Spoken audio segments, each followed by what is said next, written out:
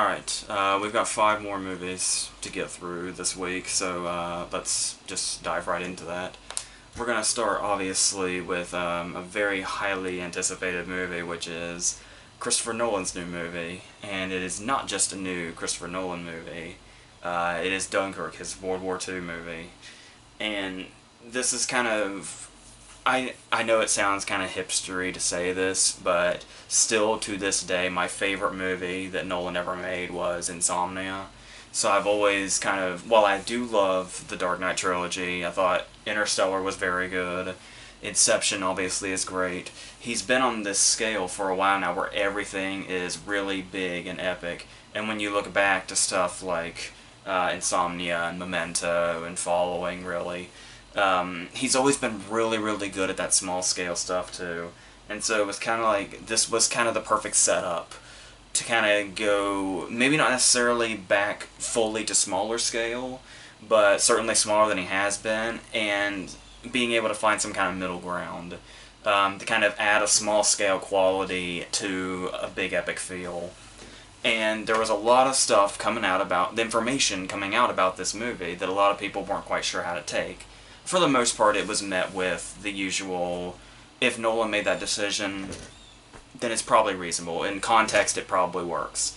And so the first thing was, despite being a World War II movie, because of course when you think World War II movies, you think, you know, Saving Private Ryan and Hacksaw Ridge, and just movies that are really gruesome and bloody and, you know, that really, really bask in their realism and really kind of try to show you the real carnage of what happened.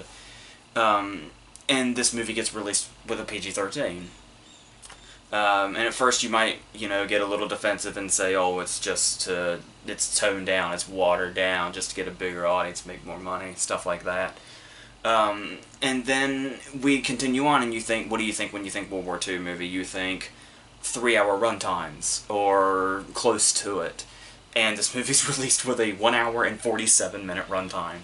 To which I believe most people were like, that has to be a mistake. That has to be 147 minutes, right? But no, this movie is 1 hour and 47 minutes and PG-13, and just happens to be a big epic World War II movie. One immediately following the likes of Hacksaw Ridge, and we saw how that was done, more in that style of, you know, being visceral and showing the realism and the violence of it. But really, when you look back on it, and it's kind of like, this was going to be like hardly anything we had seen before. Because it's like, when you see, because obviously back in the 1940s, obviously it's been all through time in the history of movies, but especially in 1940s when World War II was really happening, and there was like a World War II movie like every week, and there were some really big ones in there and some memorable ones like like Wake Island and stuff that was set in the time, like I think Mrs. Miniver was in that time, but like the Pied Piper and the 49th Parallel, all that stuff, and you realize that we had this period back then, Battleground, where because of the era they were set in, they had no choice but to be watered down versions. They had to focus more on their character work and the story and stuff like that. So, because they didn't have, number one, the big effects that we have now, number two, back then you just couldn't show the blood and carnage, you just couldn't. I remember when I saw the John Wayne movie, The Flying Tigers, and there's a dude that gets shot in the face and like blood comes out of his fingers. It's like that was like horrifying back then because you don't expect it from that era. And you really typically didn't see it. So I felt like it was a combination of what we have now versus what we had then, and they're coming together to make one product where we have, maybe we can get more character development and more story because this isn't going to focus on the battles that showed all the blood and carnage and all the death of it. And also kind of that runtime, because they didn't have the big long runtimes back then either. They were about 1 hour 45 to 2 hours. And so you take that and you have today's technology and today's cameras and the stuff that we can do, and you combine all this, and it's like this nice big product of all the different ways we've seen World War II to make a World War II movie in 2017 that we haven't really seen before because, like I said, it's today, which usually focuses on the blood and carnage, but we have that toned down quality to it. to where the story that he's telling doesn't really require, number one, a massive length, and also the carnage of it. And when I first went into it, I was expecting something kind of a bit more small scale than it was, because I heard something that really got me excited was one of his big inspirations when making this movie was The Wages of Fear, which is that old movie when they have the truck of nitroglycerin and he's got to like escort it through the rough terrain without killing everybody, which is a fantastic movie and so intense. While doing the most, because it's like such a mundane thing as moving this truck as slowly as possible, and some of the most intense shit you've ever seen. So it can be downplayed, but the more downplayed it is, the more intense it is. Kind of take away from that, obviously, the movie does have the most blatant use of irony in the history of movies during its ending, but for the most part, that's really great. And I do get that, especially in the beginning, when we're following our young protagonist around. But he is able to take this, and while it does feel small scale in a sense, it is still a big movie. It's still got really big sequences in it, and it still has this nice big epic feel to it, even without the runtime that typically is, paired with that. And talk about this opening also, when we have him and all these guys, and we're kind of getting a bit of a history real quick about why they're here and what they're doing. None of that where it's like the words on screen and it's like it's every history lesson movie ever. No, they're just setting the scene right here for us to tell us why the characters are here. And then just like that in this opening scene, what's like 8 guys or so here is whittled down to 1 in just one moment, very quickly. And that's kind of, it gives you this urgent feel throughout the whole movie. This is the starting point where it's like, don't get used to anything. It puts us right in there with what the protagonist must be feeling, which is, when you're in this environment, when you're on this terrain, don't get used to anything. And the movie kind of uses that quality that first scene really sets off, and uses it throughout the movie in some really effective ways. And there's also, gotta refer to the notes now, sorry. Yeah, another thing I did really like also was, one thing you'll notice about Nolan movies is he tends to get some really nice, a really long list of actors. And while the actors here, a lot of them are kind of unknowns or people I didn't fully recognize, it was mostly the bigger names like, Tom Hardy, Cillian Murphy, Mark Rylance, Branagh. The way they kind of take an ensemble approach to this, and that's another thing that kind of gives it that epic feel, while it's otherwise small scale compared to his other works, where we're bouncing around with the stories here, where we have the Mark Rylance story, where he's on the boat with those kids, and he's obviously, Mark Rylance just in general has that way about him, that very warm, comforting way. He's got that storyteller's voice I love so much. And he's such this calm presence, and he's here because obviously he feels like the only way to be productive in this scenario is to be in the middle of it. Whether he really has much of an input in it or not, he's gonna put himself there. He just comes off like this very noble person, and then we bring in Cillian Murphy's character, who is this really kind of frantic, nerve-wracking character that's seen all the shit. He's trying to warn everybody, and the contrast that Cillian Murphy brings to this setting that we've gotten with Mark Rylance really makes for this potent intensity that comes through with it. And that's its own thing. Then we've got Hardy up in the air, and then we've got our young protagonist who's just kind of finding his way from place to place as he narrowly escapes death, like at every turn. And they have all this stuff going on, and then Branagh pops in and out to basically let us know what our plan of action is and what's going on and what our status currently is. And we have all these parts kind of working together in this story that just kind of slowly builds itself to where, like, at the start you do kind of feel like you're in a bunch of different places, but then the editing just really brings a cohesion to it and just really cuts back and forth between what's going on and just really makes it this one product, really. And the editing plays a huge part in how focused you get on this movie, because it has a lot to show us in a lot of different places, but it all feels like one whole always, which I think is done really well. And then obviously the techno aspects are going to be great. Zimmer's score is fantastic here, and he's always like, I know he's talked about that he's done doing the big boomy superhero scores he's been doing, and this one, much like his score with Interstellar, Zimmer knows how to go big.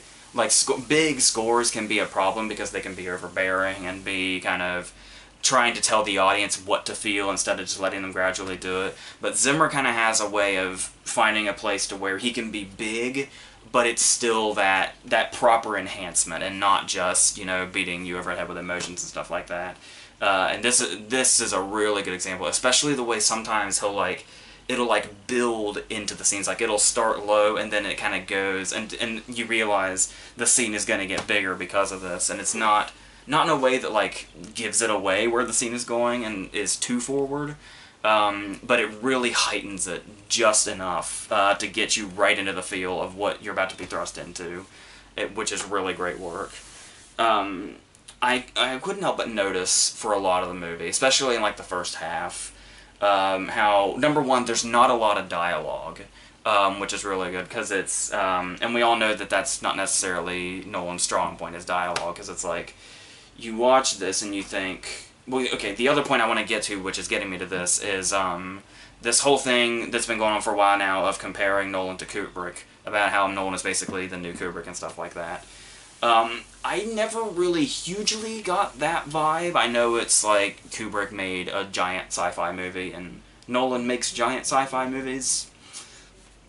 But this is actually kind of the first time, and of course it's a non-sci-fi movie, where I really, really got a feel of Nolan kind of evoking Kubrick, in that sense of, much like, even though they're totally different genres and totally different places, let's use 2001 as an example, where in 2001, it's kind of all about, there's hardly any dialogue for the first half, and then it's all kind of just, we just kind of see things in motion to the music, and we just kind of watch things serve their purpose.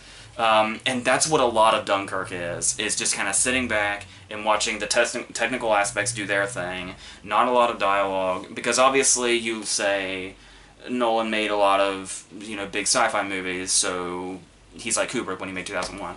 But the thing is, when you watch movies like Inception and Interstellar, really good as they are, there are so many, like most of those movies are just people explaining and explaining and explaining stuff. And that, I do not get a Kubrick feel when I watch those movies because of that. That doesn't make them, you know, lesser movies, but I mean, it's like, if you talk about getting a real Kubrick feel, I feel like this is the first time that Nolan has really, really effectively done that. And that I really feel like this could have been a movie that Kubrick made when he was still here.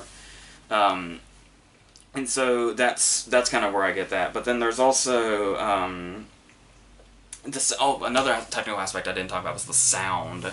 That's obviously going to be, that's usually a huge player in war movies, obviously, but in particular here, how it has this way of being really harsh, to where it's like when people get shot, like you can really, really hear it as something pops outside, just as I say that. But then there's also like when the torpedo hits or when the plane hits the water, it all feels really real and authentic and just really harsh and in your face when it hits. And it's one of those things where that kind of hits you and puts you right in there in a way that another World War II movie would use, like violence and brain matter and intestine and stuff. Once again, not to say the movies that do that are lesser, just this movie does it differently, and that's important, because this is what I kind of felt like this movie was coming from as a whole. Was it's certainly a World War II movie, which we've seen a billion of from the 1940s onward, but still feel like something we haven't seen before, and definitely an execution of it that we haven't seen before. And it is one of those movies where I do think that it's very, very good. I don't necessarily see it as masterful, like in the way that a lot of people see Nolan's movies, particularly his most ardent fans. But the thing here is, typically Nolan movies, not that I know the ardent fans I was talking about, they tend to kind of, while Nolan's movies certainly have an admirable complexity to them, his fans tend to kind of overstate that complexity a little bit. So I'm not referring to that when I say that usually when I really get a feel of how I feel about a Nolan movie is when I've seen it 2 or 3 times. But that's really just to kind of let it all sink, because his movies are so massive and he has all these technical aspects going on that it really just kind of takes 2 or 3 viewings for it all to kind of sink in. Like all the really effective aspects of it, because sometimes there can be something small here or there, and when you see the bigness of all of it, sometimes that stuff is... bigness is a word, right? It's probably not. And so I do feel like this is a movie that'll really, really thrive on multiple viewings, because in movies like, well, I do say they get stronger. One movie that doesn't get stronger with extra viewings is Inception. Inception will never be as good as it was the first time, because usually, like, when I watch it now, it's like I just kind of zone out until they're on the plane with Fisher, and then I get back into it. But here, because there's the absence of all that explaining and all that stuff, and how it's a movie that just kind of works on watching all the pieces come together, I feel like this movie will really, really thrive on multiple viewings, and come time to the end of the year, I may feel a lot more high on it than I do now, but for now, I do think it's just very good. But we'll see how time treats it. I think time will treat it very well, so it'll be interesting to see how that happens. Let's go ahead and move on to our second movie, which is The Beguiled, where we have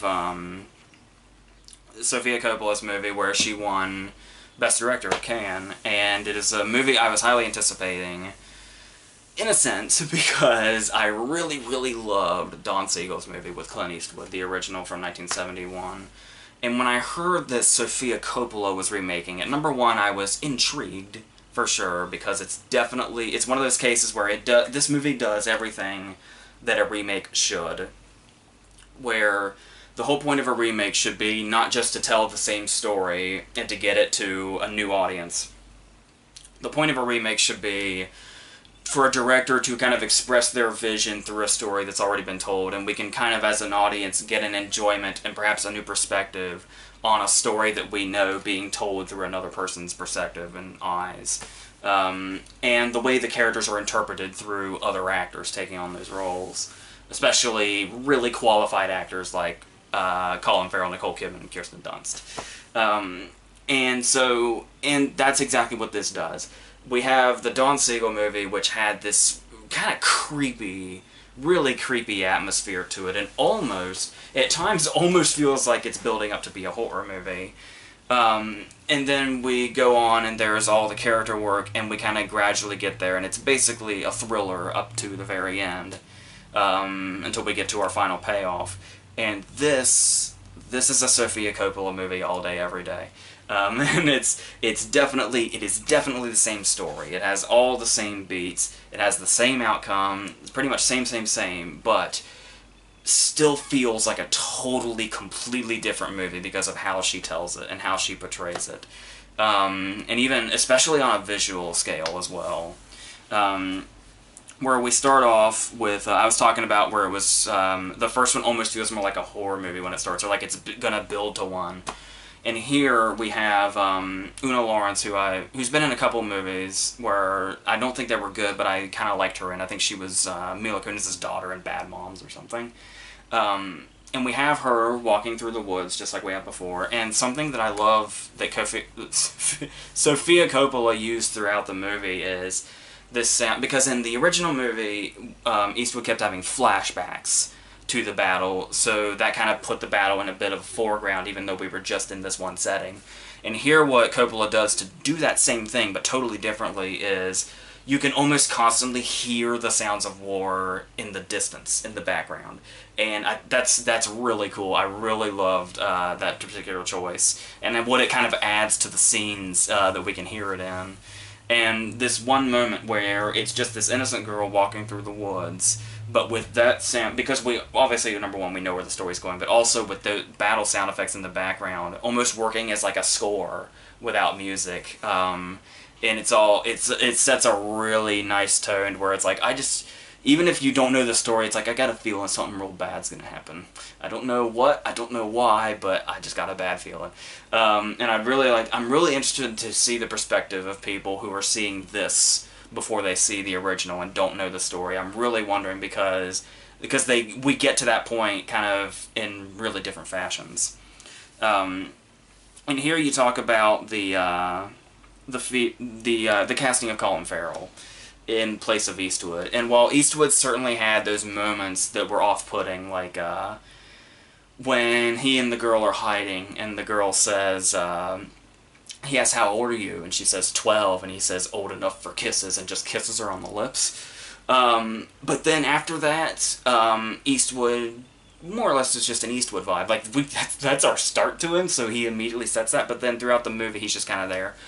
With Farrell, he starts off charming, but he definitely, as the movie goes on, is able to keep that charm in the foreground, but is able to kind of show us that lurking that he's got in his personality throughout it. And they kind of do bring that out sometimes, like that little self-satisfied giggle he does to himself every time somebody leaves the room.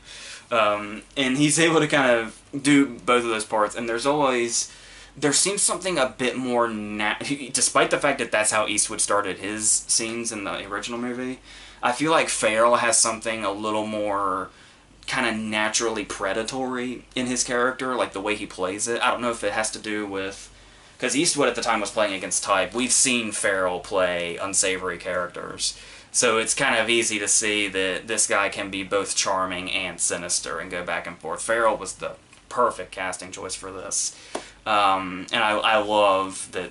That's the direction they went. So that's what a lot of the movie was going to ride on, was getting an actor of that caliber, and damn, he was the way to go. And then there's also, and I like the way they kind of keep that, even though we know what's up, I like the way they kind of keep a mystique about him. Like kind of like in the way they kind of shoot him, to where like when he's laying on the bed and she's like washing him, but the angle just barely like cuts off his face. So it's almost like it's kind of shrouding him in mystery a little bit. So little details like that to kind of use the visuals to kind of just make this character what he is, on top of what Farrell's already adding to it. And then just the way he kind of says, like, you'll find that I'm easily amused, and it's like every time he talks, it's like you can see the charm and you can see the sinister kind of at the same time. And that's kind of the perfect way to play it, where I felt like, while Eastwood is good in the original movie, I don't think he quite captured that as well as Farrell did. But, you know, apart from that, one of the movie's problems is that it's about 10 minutes shorter than the other one was, and that's very apparent because it does feel like a lot is missing from this one, and the pacing is kind of off for being a movie that's only an hour and a half. Much like Dunkirk, a movie that is much shorter than you probably think it might be.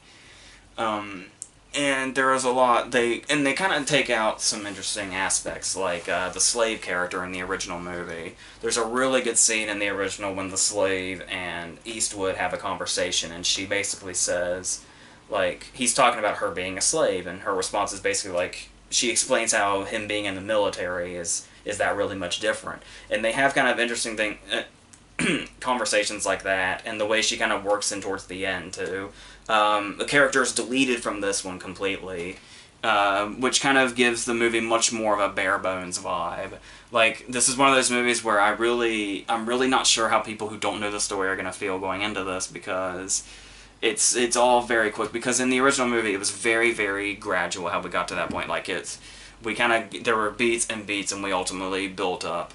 And in this one, it's all very, like, I even struggle to use the term slow burn talking about Coppola's movie, because it's like the movie just kind of is one thing. Like, we know he's hiding the sinister under the charm, and we know that that's lurking, but for most of the movie, it is just all kind of in one line, where it's all, we're hitting the beats, and it's like, you know, he charms Dunst, and then he goes after Fanning, and then Kidman's kind of in this. And then just suddenly, boom, kind of all at once, he kind of breaks through the facade, and we do the Dunst loves him thing, and she feels betrayed because of Fanning. And did Kidman want him? Did Kidman not want him? And it's like, it's just all at once. And like, there's really no build up about it. It's just the movie's one thing for like an hour, and then just boom, we hit our peak, just right off. And that can be kind of jarring. I do feel like the build up is what makes the original movie so effective, and this one is so sudden about it. And when it does reach those points, it does feel like we reach kind of a big payoff, but then it's still, because of what our ending is and because we know the direction it's going, it's going to feel very abrupt. When I was sitting, and there was about 10 people in the theater with me, I get a strong feeling they didn't see the original movie because they all looked like they were really waiting for something else to happen after that last shot.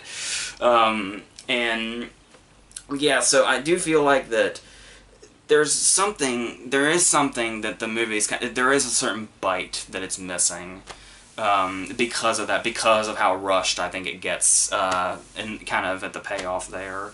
But really, and that could honestly kill a lesser movie, but this movie is just so well made, that it's really kind of hard to fault it greatly in certain aspects. One of the things I think this movie pulls off incredibly is the setting and the mood, because we've got, we obviously got the costumes and we got the production design and all that, and even the dialogue too plays into this as well, and the casting choices, where everybody actually looks of the time period, because when you have movies with a period setting, there's usually always something that kind of slips through the cracks, or there's always something that kind of breaks through. There is, I'm not going to do a full review on it, but I did see The Promise this week, and there are moments in that where it's set during the Armenian Genocide, and in that era, and there are moments where Oscar Isaac will say stuff like, "Come on, man," or something that just sounds really modern. And there's usually always something like that that just kind of breaks it, and it's like you realize there's a 2017 movie crew and camera on the other side of what we're looking at. The Beguiled, Coppola's version, always feels like we're in that period. There is nothing that breaks through, and you are just constantly in that setting. Like, it's everything from the dialogue to the casting choices, production design, costumes, it all feels like it's right in that era, and it never comes through. There's like no sign of a future in this movie, and I think that's one of the really strong aspects of it that a lot of movies of this ilk kind of fall short on sometimes. I think it's probably one of the reasons I don't care particularly for costume dramas. It's probably my least favorite genre. And there's also the way, another thing it does that would be worse in a lesser movie is it is so incredibly dimly lit. But once again, that kind of plays into the period, because it's like, really, we have to buy that the only thing they have to go on is sunlight and candlelight. So scenes are going to be dark, and not only do those dark scenes kind of set that up, but it's also kind of that just dark gothic feel this movie has throughout it, and that kind of, building up to we know something bad is going to happen, and it all just kind of fits the tone well. And of course there is the way the girls kind of start to go against each other too, like the one sassy girl where she says, like, I haven't seen that lovely pin since last Christmas. So we know, like, she knows what Dunst is, aiming towards, and she's kind of everybody's kind of trying to sabotage everybody because of his presence. But once again, in this movie, it all kind of feels very sudden. Like, this movie escalates so quickly, really to a fault. But I do like the way there's kind of, there's also, I cannot remember her name, the girl from Ryan Gosling's daughter in The Nice Guys also has, I do like how the girls have the different personalities. Like I was talking about the sassy girl, there's her who she's talking about how she's always refers to Farrell as like the hateful enemy, and they all kind of have this different way of approaching him and kind of playing it off. But even so, the movie is told so much through its visual style that the performances, except for Farrell, kind of seem to like, they fall short, but not because of the actresses, but because Coppola doesn't really give them enough to work with. Because it seems like she was much more focused telling this story visually than through the characters. Which, in this story, it does seem incredibly like it would be a bad move. But she pulls it off in a way. I mean, it is sad that actresses like Kidman and Kirsten Dunst and Elle Fanning didn't get to really, really bite into these roles like they could have. But I was discussing with a friend after she saw this as well, and we were talking about how what would it be like if Sofia Coppola made an over-the-top movie? Because it's like, yeah, like movies like Marie Antoinette and The Bling Ring, for their subjects, you could probably consider them over the top because of how in your face she presents them. But even so, she's still always downplayed in a way. And a lot of times I think to a fault. And so, like I said, she made an entire movie that was just nothing but empty symbolism when she made Somewhere. That's my opinion of it anyway. And so, but here, I do think her way of doing things does really show this movie in a new light, which, like I said, is what a remake should do, and is still told in an interesting and effective way.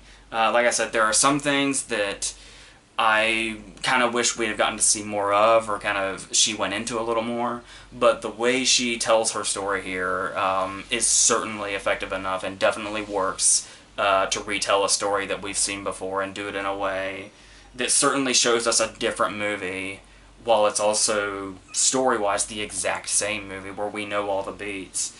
And that's pretty much the best thing you can do when making a movie like this, and she did pull it off. So there is, like I said, though, there is still that case where there's just a flair that's kind of missing. Like I said, because it feels so sped up and because the character work isn't as strong. Because the characters are really, really strong in the original movie, and the actresses really, really got to go into it. But this is definitely a Coppola movie. Like, this is one of those movies that kind of stars its director and not necessarily actors. Which, once again, can be a bad thing, but for the most part, when you make it work, it certainly can work. And the way she's able to combine those sinister, dread-like qualities with her particular elegance. Like I said, I'm not usually a huge fan of her, but I do understand her style and how she equates it to the story that she's telling. And here I do feel like that she did that quite well to serve the story anyway. Now let's go on to something totally different. Our next movie, we're going to get into DVD territory now. And one of the first movies that came out this week was Free Fire. A movie I had heard a lot about going in, to the point that I wasn't sure how I was going to feel about it when it came along. For starters, obviously, one of the main selling points is Scorsese's listed as an executive producer. And the way it was basically marketed was, it was an entire movie that's a shootout. Where we're kind of in this phase now where everything is kind of advertised as being a non-stop something. I think it's been around for a while, but I think it really reinvigorated itself when Fury Road came out, and it was basically advertised as a 2-hour chase movie, which we all know is not the case. It's never the case. It's always kind of blown out of proportion to be marketing, to say this movie is entirely one thing. Though the shootout is technically about an hour long of this hour-and-a-half movie, there are breaks in it and stuff like that, and it's just, I just want to get the point across real quick that is clearly a marketing technique, but not too far off from the truth. I consider this a movie-long shootout more than I'd consider Fury Road a 2-hour chase movie, so, like an actual 2-hour chase, so, and there's also, obviously, since we're in one location, everybody's shooting the fuck out of everybody. There's, it's gonna be compared to Reservoir Dogs. And the funny thing, and because it's also the same thing where it's like, it starts off with a simple task goes wrong, people get shot. That's the setup for Reservoir Dogs. And here it's like, the task is even simpler. Because everybody's in agreement with what's going on. Nobody's robbing anybody. And yet there's more bodies. And it's like, does that make it better? Obviously not. But still, I was actually getting real cynical towards this movie when it started, because it's like, in that first 25 minutes or so before the shootout starts, it's like, it feels very much like it's going to be this poor attempt. It's this poor attempt at Guy Ritchie dialogue, and it's trying to be like, it thinks it's really smooth and punchy the way the dialogue rolls, and thinks it's funny, but it's, you know, it's really kind of neither for a start there, and it's like, it gets to the point where this is going back and forth, and eventually Cillian Murphy finally says, like, fuck the small talk, let's buy some guns. And it's like, I think you just saved the movie, Cillian Murphy, by telling everybody to shut the fuck up. But yeah, that kind of got me feeling a little cynical towards this movie, because I was like, oh, this is what this movie's gonna be. Another fucking Guy Ritchie ripoff. And obviously Guy Ritchie's not the man he once was as far as a filmmaker, so it's like, oh god, what are we in for? But once the shootout does start, in a very mundane manner, I got into it really fast. And the thing here is, because it also maybe will kind of give you a feel of, there's a movie called Unknown, not the Liam Neeson movie, but one with like Greg Kinnear and Joe Pantoliano, where it's like a bunch of people wake up and don't know where they are, and they're all in this one warehouse, and they all have to figure out who's who and how they're connected and why they're there. It almost kind of gives you that vibe too once the shootout really commences and everybody ends up in one place.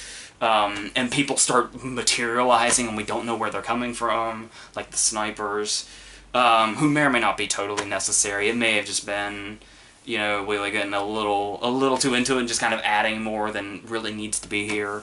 But for the most part, it is kind of really, like, once that first dramatic shot happens, like when you know what you're in for, and you realize once that one shot goes off, the rest of the movie is just going to be war.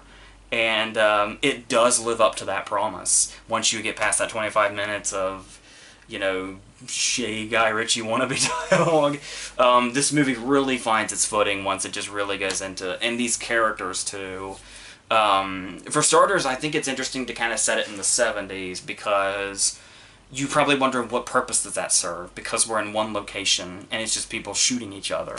And it's like, well, we have the 70s clothes and the 70s mustaches and the hairstyles and stuff like that, and it's like, really, when you think about the fact that it's in one location, that does give the movie, the costumes do kind of give the movie, and the appearance of the actors kind of gives the movie a bit of a style that might have been missing otherwise. And also it plays a part in, there's like one phone in the whole place that people are trying to get to, and they may or may not get killed trying to get to, and it's like, if everybody had a damn cell phone, this movie would be different. So it's like, after a while you kind of think, that seems odd to just do that and pointless maybe, but no, it actually does kind of work, the whole 70s feel, despite the fact that we hardly see outside this one building.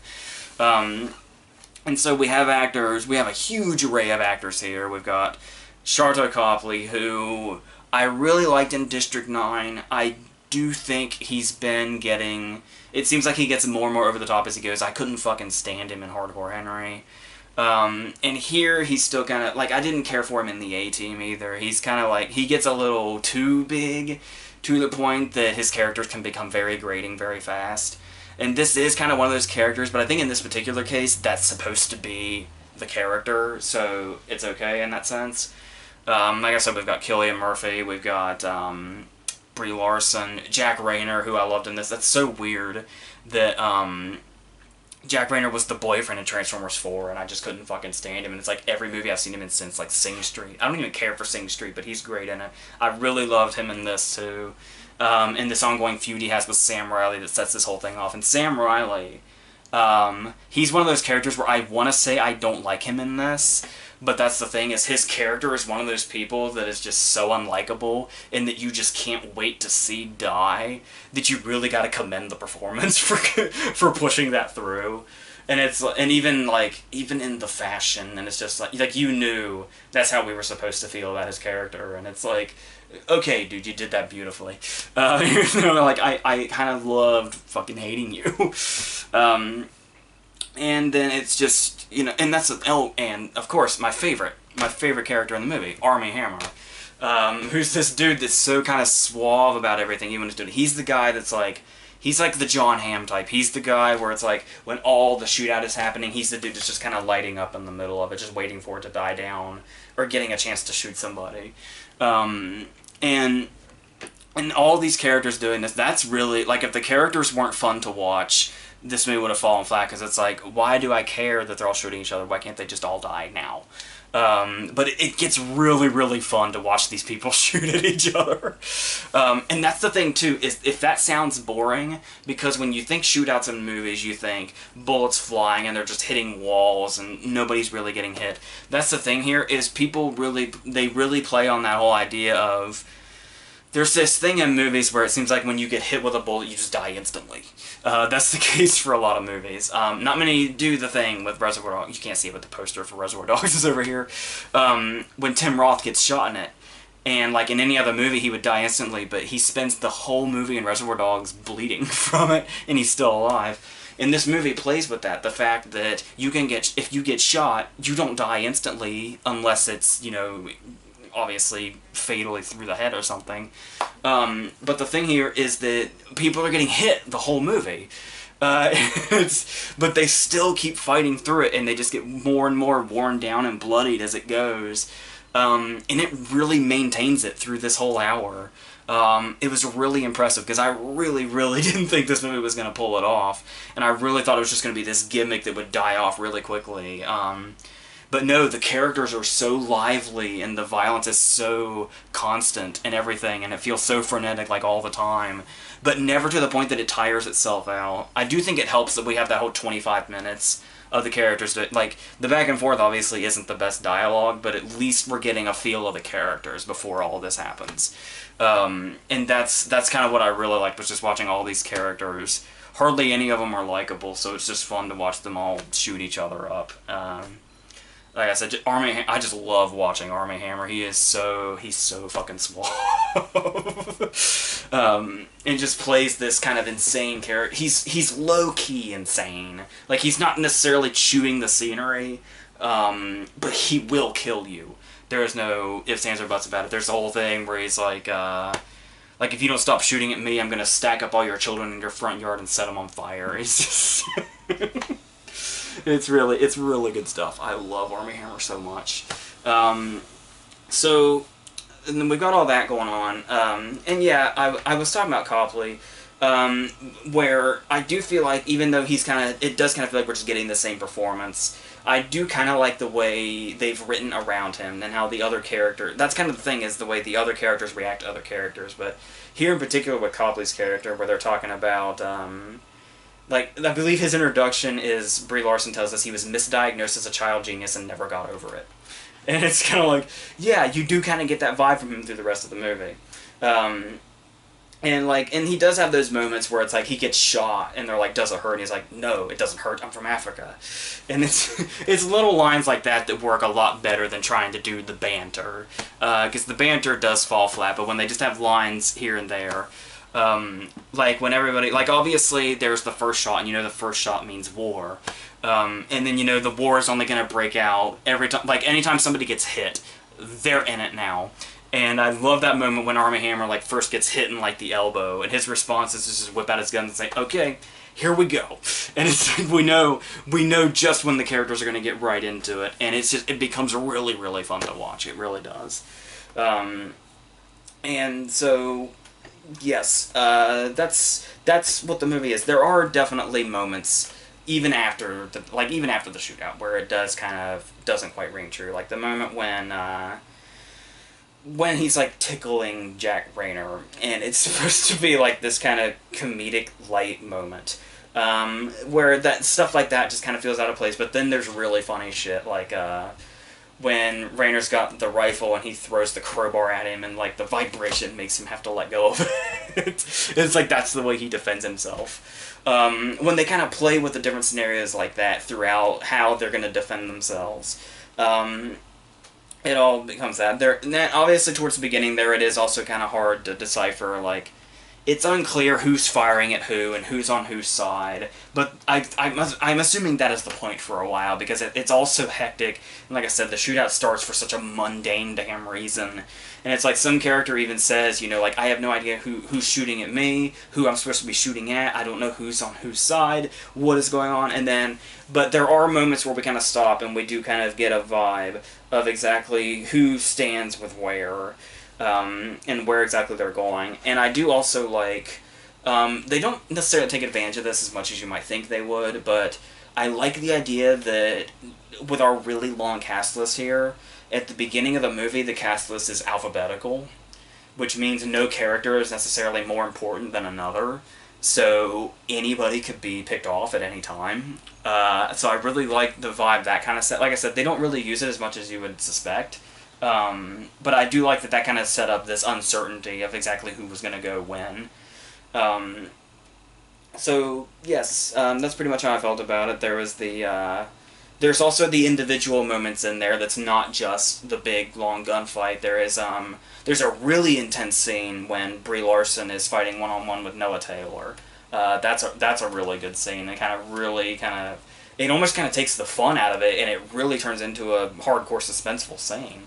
But the movie never really loses that fun quality about it, and the way it's just really, really going off in just this big way. This whole movie is like one big firework that just it's like when you have like a fireworks display and it malfunctions and they just all go off at once. It's like that's kind of what this movie feels like.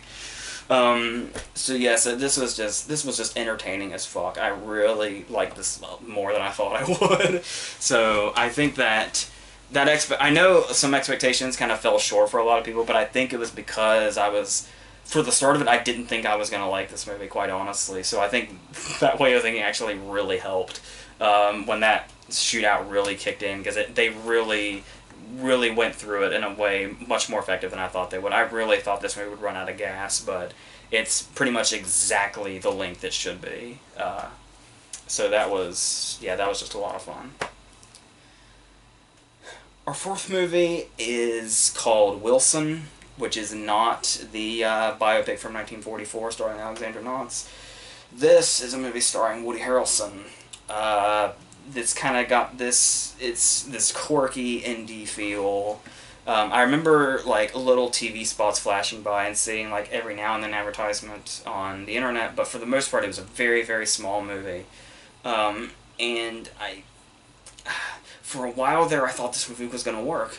It was like the reverse Free Fire. I really thought, like at the start I was like, okay, I think I can get into this.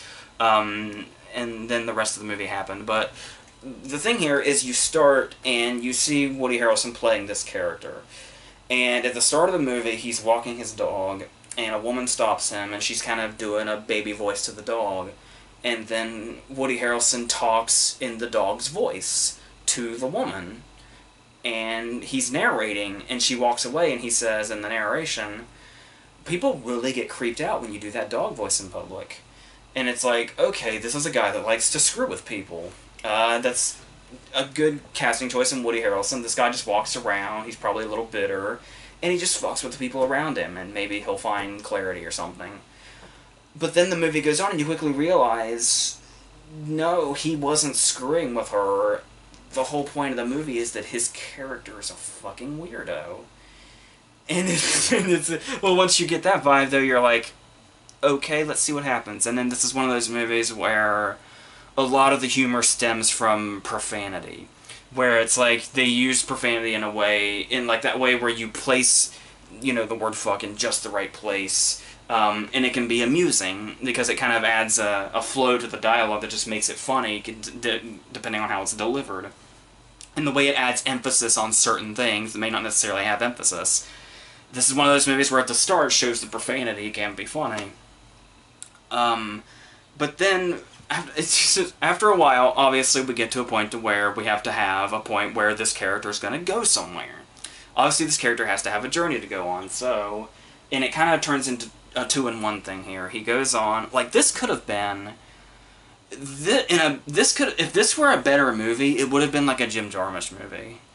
But holy shit... It even like, the plot even has echoes of Broken Flowers.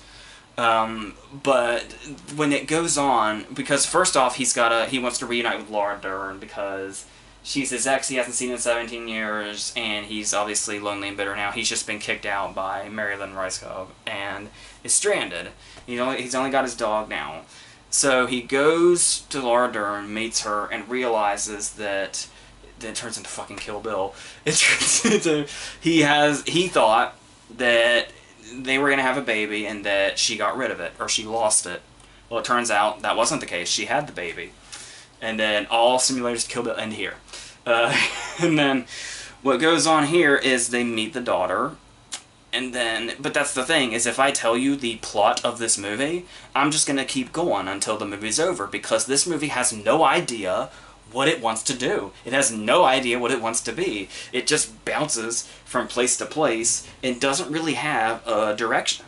Like, I really get the feeling that when the dude was writing the script, or whoever wrote the script, they did not know the direction they were going to go. Like, they were trying to surprise themselves, which, in my experience writing, can be effective once, like once out of like 10 tries.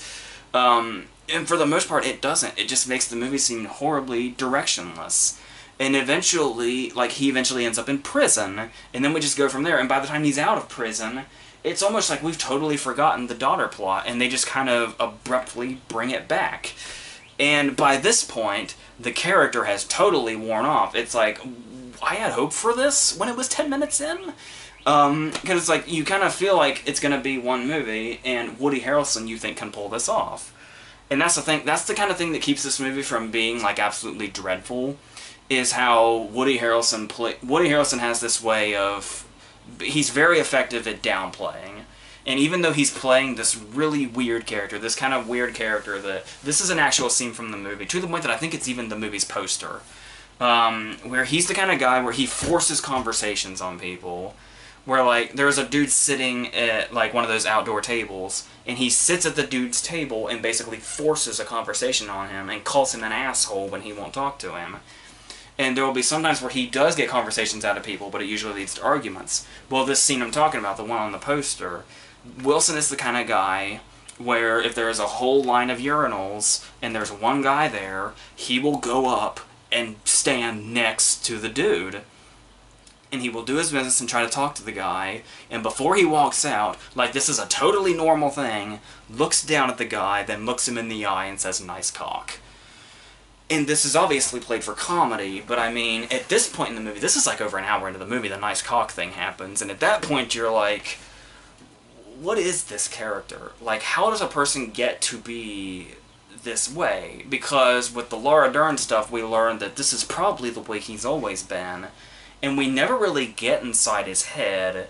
The movie forces us, much like the characters in the movie have to, we're basically forced to accept him for who he is, which is kind of counterproductive in storytelling. The idea typically, is to have the character go through a bit of a change. But that is just not the case here at all. We have to watch this guy be a fucking weirdo, and eventually we just have to let him be who he is. Like, the whole point is not for him to change, the point is for us as an audience to change, to let him do that.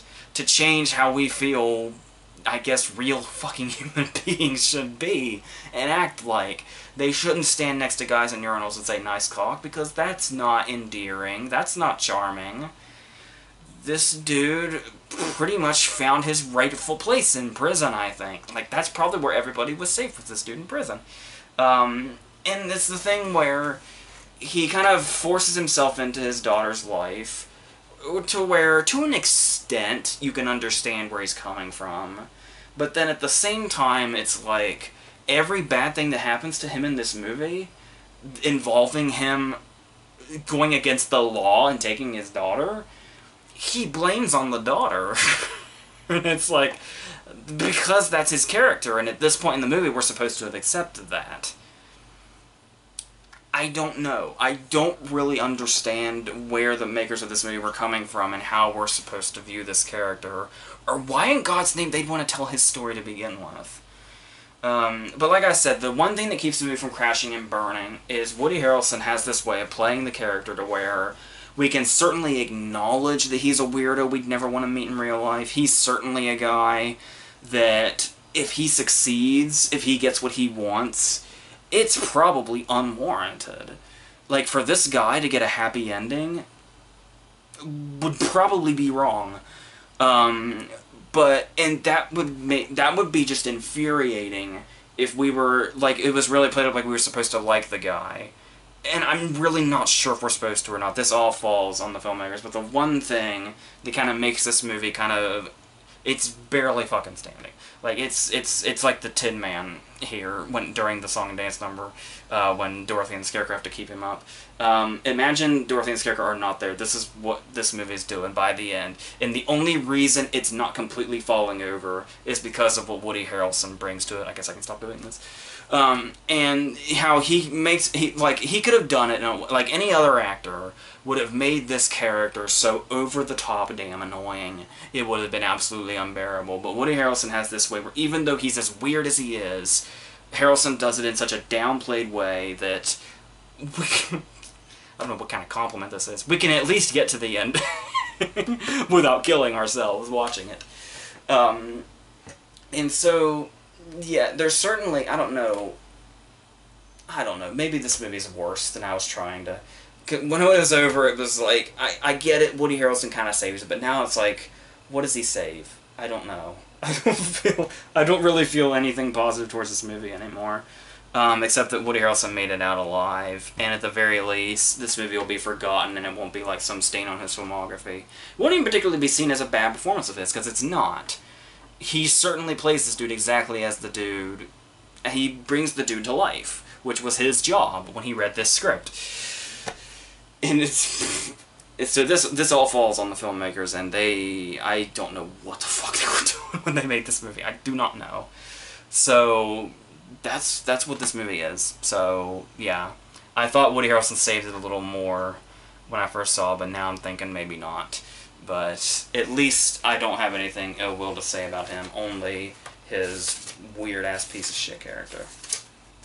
And so finally we're going to end on a very kind of long delayed movie. A movie I almost saw when it was in theaters, and then I opted out for something else. I can't remember what that movie was. But we're obviously talking about Smurfs, The Lost Village. And the thing about this is, what they were originally going to do was, I think it was supposed to be like another... Obviously we had the first two movies with Neil Patrick Harris and Jayma Mays, where it blended the live action and the animation. We also had Hank Azaria playing Gargamel, which had its hits and misses, I suppose. But a lot of people didn't like that despite how successful the movies were, so the studio finally said, you know what, everybody, the thing people liked the most about the first movies were when they were actually in the Smurf Village, and it's like, it was when they broke into live action is when it all went to shit. Not really.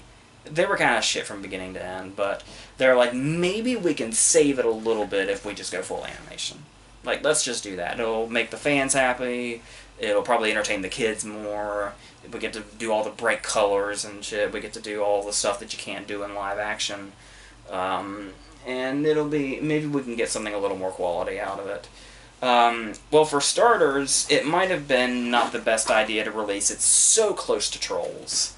Because when Trolls came out, it was like, this kind of feels like the Smurf Village scenes in the Smurf movies.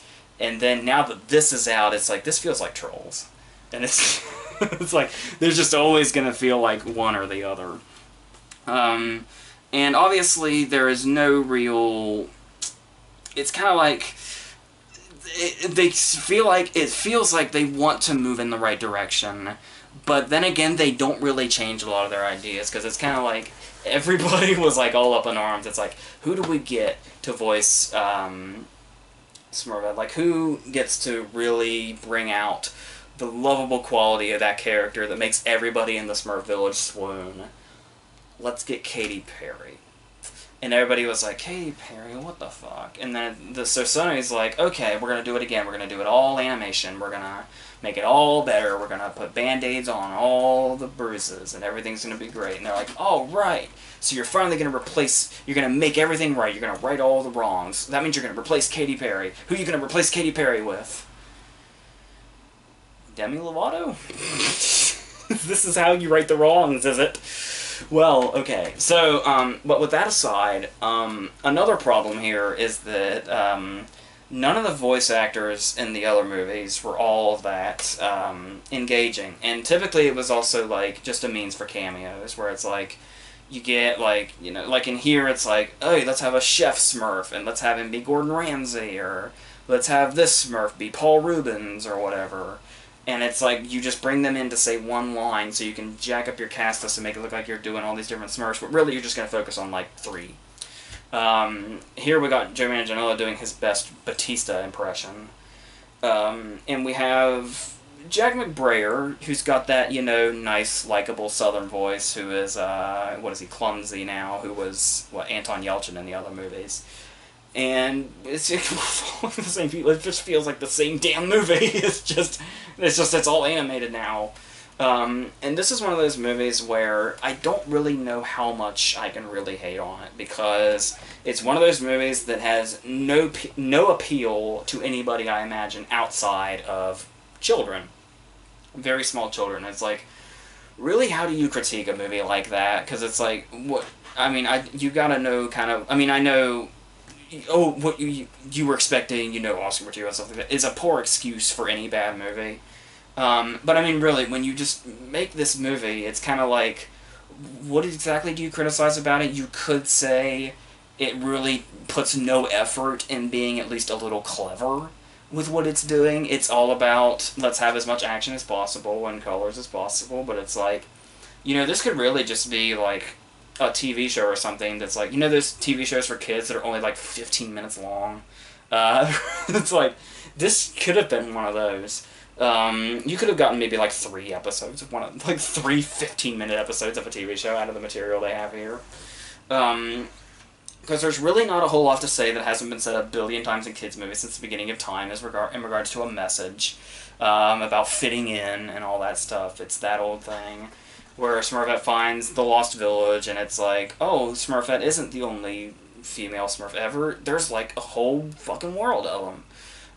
Even though she was created by Gargamel, still, she does have a place she can fit in, and we get characters like Michelle Rodriguez as the tough Smurf, go figure, and Ellie Kemper being the bane of my existence as this really... It's like Anna Kendrick's troll, only even more annoying, even more high-pitched, even more unfunny. Just bouncing around being fucking annoying, and that's the character we're supposed to love, and I'm sure the kids will love with their tiny little attention spans this goddamn character.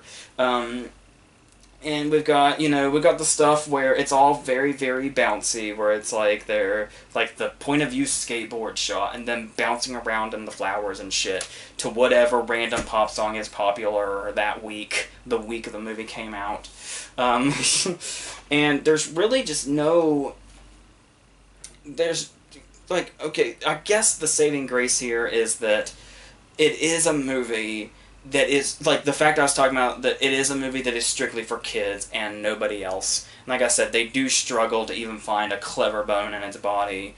But at the same time, it is kind of nice to see a movie that really just kind of embraces that it's for nobody but kids. Because while I do say they could have at least stretched a little bit to be clever, there are movies that try too hard to do that.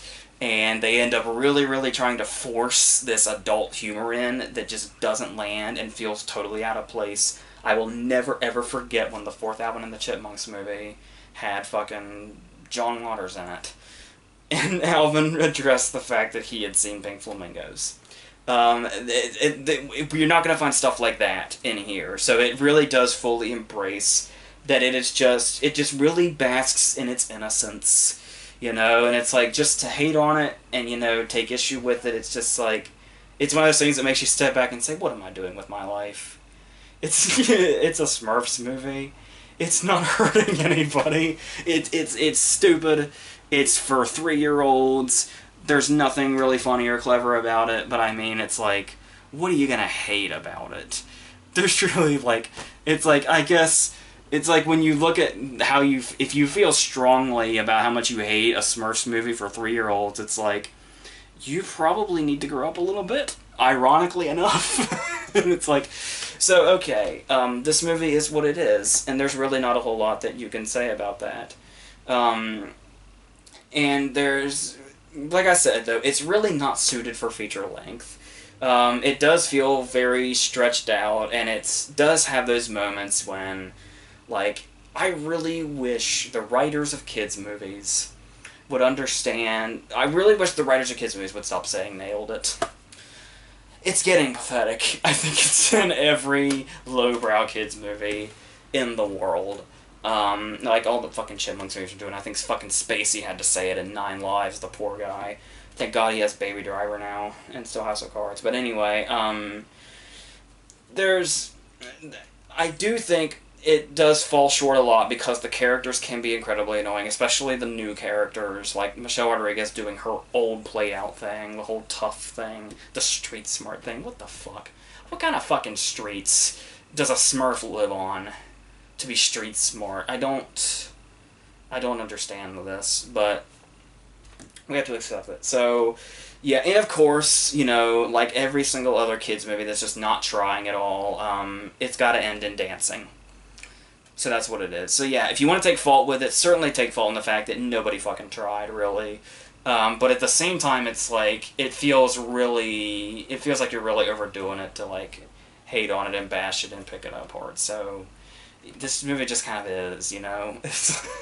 So it's like, next time, you know, try harder, but it's like how... But then again, there's always that fine line. It's like, how hard do you try when you're entertaining a 3-year-old? You just have to jiggle something in front of its eyes. And I guess that's what this movie does. So technically, you could say it succeeded, even though it wasn't trying very hard. But, yeah, I guess it just depends on your expectations and what you want out of your entertainment. But, yeah, so that's what Smurfs Lost Village was. There's really no point to it. But it is now existed. And if you watch it, you will have to endure it. Maybe you'll like it. I don't know. But... That's what it is. It's just out there on DVD now, leading a nice little pointless, harmless existence. So, next week is, you know what? I don't remember. It's Atomic Blonde, I believe. And I believe the Belko Experiment is coming out on DVD, so I'll get to check out that crazy shit. And I think one more, like some Antonio Banderas movie too. So, who I'm a really big fan of. So even though he's in straight to DVD land. I'm always interested to see what he's putting out, so we'll see what happens. So yes, that's it for this week. Not too bad of a week. Those first 3 movies are very, very good and definitely need to be checked out. I'm sure they will be. But, you know, Wilson's not worth it. And once again, if you're entertaining like a 2-year-old or a toddler or something, feel free to check out Smurfs The Lost Village, I guess. So, or do whatever the fuck you want. It doesn't matter. So, yeah, we're done. That's it.